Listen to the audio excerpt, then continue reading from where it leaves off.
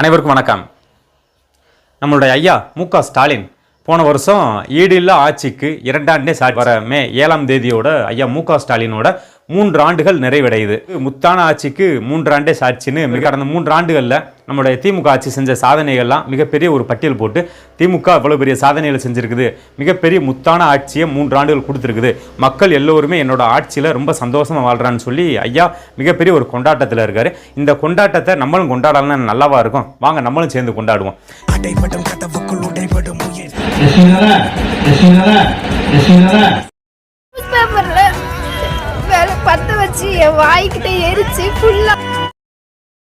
ஐயா மு.க. ஸ்டாலின் வந்து 3 வருஷத்துல எந்த நிகழ்ச்சி செஞ்சிருக்காருன்னு சொல்லி பார்க்கும்போது ஐயா மு.க. ஸ்டாலின் வாய்ப்பட சொல்றாரு, நான் வந்து கொடுத்த தேர்தல் வாக்குறுதிகளில் கடந்த 3 ஆண்டுகளில் 75% நிறைவேற்றிட்டேன், 80% நிறைவேற்றிட்டேன்னு சொல்லி ஐயா மு.க. ஸ்டாலின் மகிழ்ச்சியா சொல்றாரு. எங்க நீங்க ஒரு இந்த சோப்பு டப்பா கொடுக்கறது, ஊதுபத்தி கொடுக்கறது, இந்த பவுடர் டப்பா கொடுக்கறது, இதெல்லாம் ஒரு தேர்தல் வாக்குறுதி. இந்த தேர்தல் வாக்குறுதியெல்லாம் நீங்கள் நிறைவேற்றிட்டேன்னு அப்படியே முத்தான ஆட்சிக்கு 3 சாட்சின்னு மாறுதட்டுறீங்க. விளையாட்டுத்துறை அமைச்சர் உதயநிதி ஸ்டாலின் வந்து அப்போ சொன்னார், இந்த நீட்டை வளர்க்குற ரகசியங்க எங்களுக்கு மட்டும்தாங்க தெரியும், எங்களுக்கு மட்டும்தான் தெரியும், எங்கள் கையில் மட்டும் இப்போ ஆட்சி இருக்கட்டும், இந்த நீட்டை எப்படி நாங்கள் வளர்க்குறோம் தெரியுமா அப்படின்னு சொல்லி அந்த நீட் ரகசியத்தை அப்படியே மனசுக்குள்ளே பூட்டி வச்சிருந்தாரு நம்ம ஐயா உதயநிதி ஸ்டாலின். இந்த இதுக்கெல்லாம் அதிமுகவுக்கு அந்த அளவுக்கு அறிவு கிடையாதுங்க, நம்ம திமுகலாம் ரொம்ப பிரில்லியன்ட்டுங்க. அந்த மாதிரி மிகப்பெரிய அளவில் அப்படியே எப்படி சொல்ற உதயநிதி ஸ்டாலின் தாமுதும் தவணர் நீட் விளக்கு எனக்கு மட்டும்தான் இந்த ரகசியம் தெரியும், எனக்கு மட்டும் இந்த ரகசியம் தெரியும்னு. இப்போ முத்தான 3 ஆண்டுகள் நிறைவு செஞ்சிருக்கீங்க திமுக அரசாங்கம். இந்த முத்தான 3 ஆண்டுகளில் இந்த நீட்டு விளக்கோட ரகசியம் இன்னுமா நம்ம ஐயா உதயநிதி ஸ்டாலினுக்கு ஞாபகத்துக்கு வராமல் இருக்குது.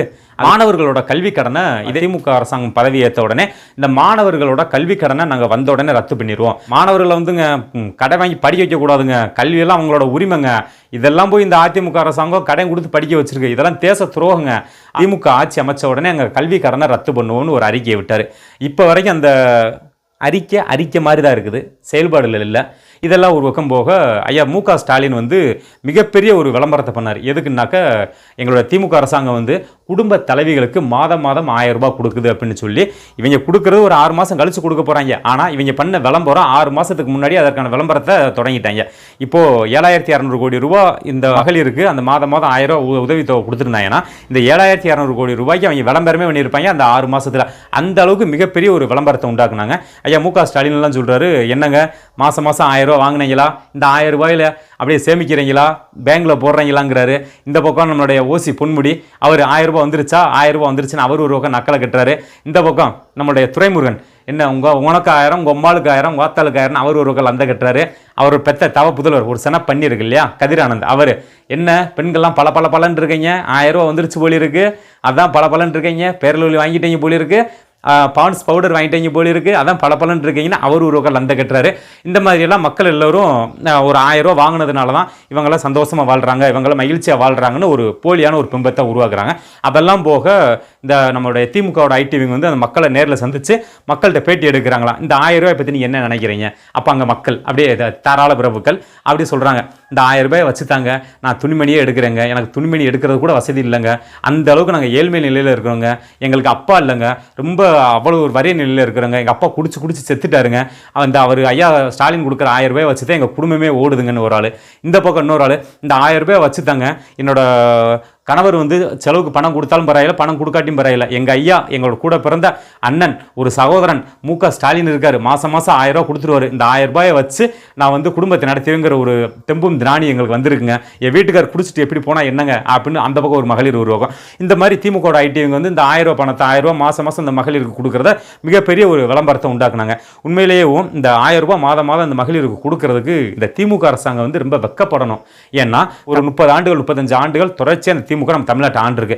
அப்படி திமுக வந்து 30 ஆண்டுகள் 35 ஆண்டுகளாக சிறப்பான ஒரு ஆட்சியை கொடுத்திருந்ததுன்னா, அப்ப இப்ப ஐயா சொல்றாரு இல்லையா, இந்த ஈடில்லா ஆட்சி 2 சாட்சி, முத்தான ஆட்சி 3 சாட்சின்னு இந்த மாதிரிலாம் மிகப்பெரிய ஒரு ஆட்சி சாதனை எல்லாம் கொடுத்துருந்தாங்க. இந்த மக்கள் என்னத்துக்கு இந்த 1000 ரூபாய்க்கு கையேந்து நிற்க போகிறான்? உண்மையிலேயும் அந்த மகளிர் சொல்கிறாங்க இல்லையா, என் புருஷன் குடிச்சு செத்துட்டாரு, வேலைக்கு போகிற காசை முழுசாவே குடிச்சு ஒயின் ஷாப்பில் கொண்டு போய் கொடுத்துட்டாரு. இதுக்கெல்லாம் முதல் இந்த திமுக அரசாங்கம் வெக்கப்படணும். இதை மிகப்பெரிய சாதனை நினச்சி கொண்டாடிக்கிட்டு இருக்காங்க. இவங்களோட விளம்பர அக்கப்போருக்கு ஒரு அளவே இல்லாமல் போய்கிட்டு இருக்கு.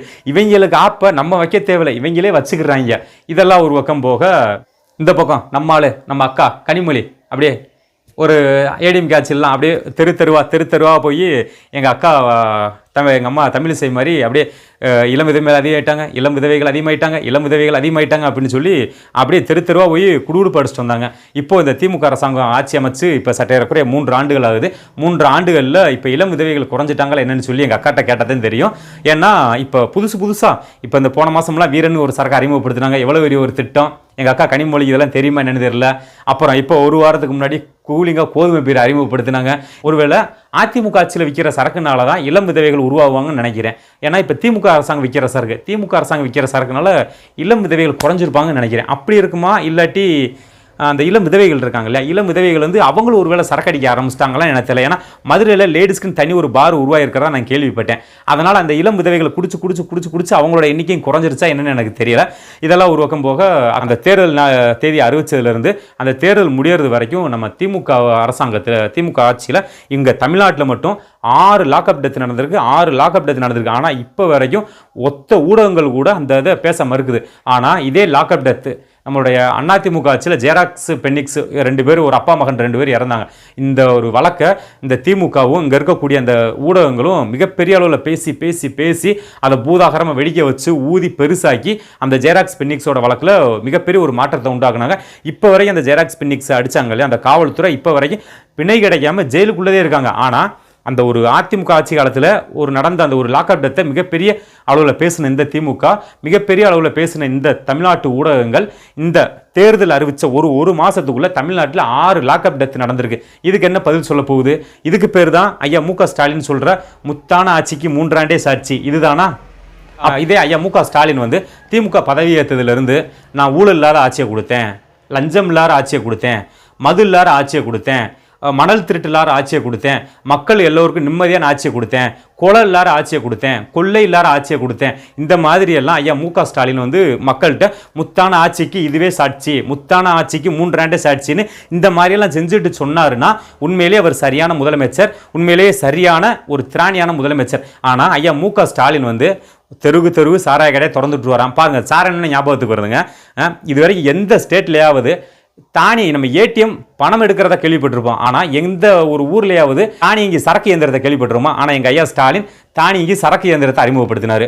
எங்கள் ஐயா முத்துசாமி அவர் ஒரு சயின்டிஸ்ட்டு. அங்கே எப்படி செல்லூர் ராஜ் இருக்கார் ஏடிஎம்கேல, இதே போல் திமுகவுக்கு அவர் முத்துசாமி சயின்டிஸ்ட்டு.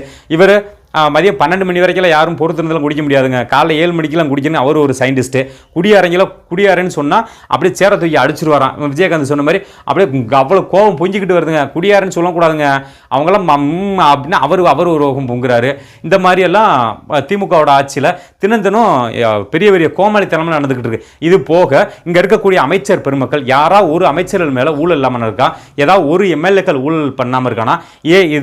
இதே தமிழ்நாட்டில் இருக்கக்கூடிய ஒரு திமுக கிளை செயலாளர்லேருந்து, ஒரு ஒன்றிய செயலாளர்லேருந்து, மாவட்ட செயலாளர்லேருந்து, மேலே இருக்கக்கூடிய ஒரு எம்எல்ஏலேருந்து, ஒரு மாவட்ட கவுன்சிலர்லேருந்து வரையும் திமுகவில் பதவி வச்ச யாராவது ஒரு ஆள் வரட்டும், நம்மளுடைய பூமாதேவி மேலே சத்தியம் பண்ணட்டும், கையை வைக்கட்டும். பூமாதேவியோட ஈஸியாக சத்தியம் பண்ணிடுவாங்க.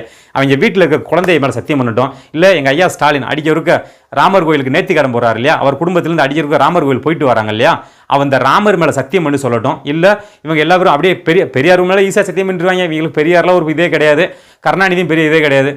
இதே ராமர் கோயில் மேலே சத்தியம் பண்ணட்டும். இதுவரை திமுக கவுன்சிலர், திமுகவோட மாவட்டம், திமுகவோட ஒன்றியம், திமுகவோட எம்எல்ஏ, திமுகவோட அமைச்சர், திமுகவோட முதலமைச்சர், மொத்தத்தில் நான் இதுவரைக்கும் நான் இந்த ஆட்சிக்கு வந்து ஊழல் பண்ணலை, லஞ்சம் வாங்கலை, முழுசாவே மக்கள் பணத்தை நான் மக்களுக்கு தான் செலவிடுனேன்னு சொல்லி இங்கே இருக்கக்கூடிய இந்த திமுகவில் இருக்கிற யாராவது ஒரு ஆள் அந்த சாமி மேலே அடித்து சத்தியம் பண்ணட்டும். நான் ஒத்துக்கிறேன், இங்கே இருக்கக்கூடிய திமுக அமைச்சர்கள் ரொம்ப உத்தமர்கள். ஐயா மு.க. ஸ்டாலின் சொன்னது மாதிரி இவரோட முத்தான ஆட்சிக்கு 3 ஆண்டே சாட்சின்னு உண்மையிலே நான் ஒத்துக்கிறேன். இதே அதிமுக ஆட்சி காலத்திலோட தமிழ்நாட்டோட கடன் வெறும் 5 லட்சம் கோடி 5.5 லட்சம் கோடி ரூபாய் தான் இருந்துச்சு. ஐயா எடப்பாடி பழனிசாமி வந்து 10 ஆண்டுகள் ஏடிஎம்கே கவர்மெண்ட் ஆண்டுச்சு.